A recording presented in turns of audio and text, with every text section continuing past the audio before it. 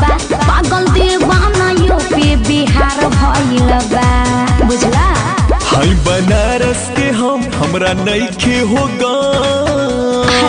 मिले जब आई हो तो किस के जई हो, कब नहीं चली अब टाटा से, टाटा से, टाटा से मुए खाती हम मिले।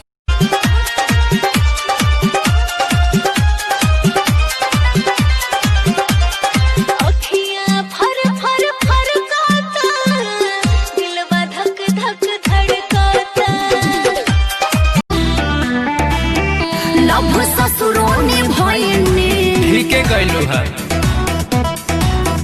तोहर चाहत पुरैने मिजाज तो गदगद कर दे। सुना ना लव ससुर। इसी तरह का वीडियो देखने के लिए आप हमारे चैनल को जरूर सब्सक्राइब कीजिए। धन्यवाद। अरे फूल सुंघला से काम चली के सब हाथ पार कइले। कैसे कैसे ओइनी बाबा खारा धइले। परोसिन खा आ हमारे करामा में ते बनरी लिखइले। दिल जवानी फरहबी अदाबा। एही पाया बाबू दुनिया फिदा बा। हुआ जवाहर हिले शहर बाजार हिले। ओए। तोहरे यादा पमोने यो पे बिहार हिले। ऐसे काहे करेला ई राजा, तोरे लागेला लोटे में। जब यादक लगावलू छोटे में तब कहेला जालू।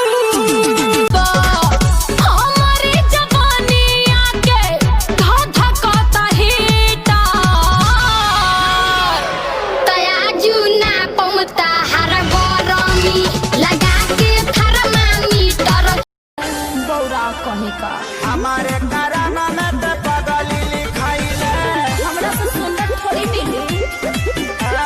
टूटले चपला पेन्ही मिले चली आइले। पूरा बक्सर सहरिया घुमाएंगे। ना मेरे सैया जी नहीं आएंगे तो मेला हम नहीं जाएंगे। कि ठीक से कमाई हो ये राजा, टाइम से खोई हो ये राजा, बतिया धनिया के मनी हो, यार ना भूलई हो ये राजा, यार ना भूलई हो। जिया के परी तोहरायब हमरा बिन, जिया के परी तोहरायब हमरा बिन। कैसे जीवो तोरा ससुरा में जाके हम।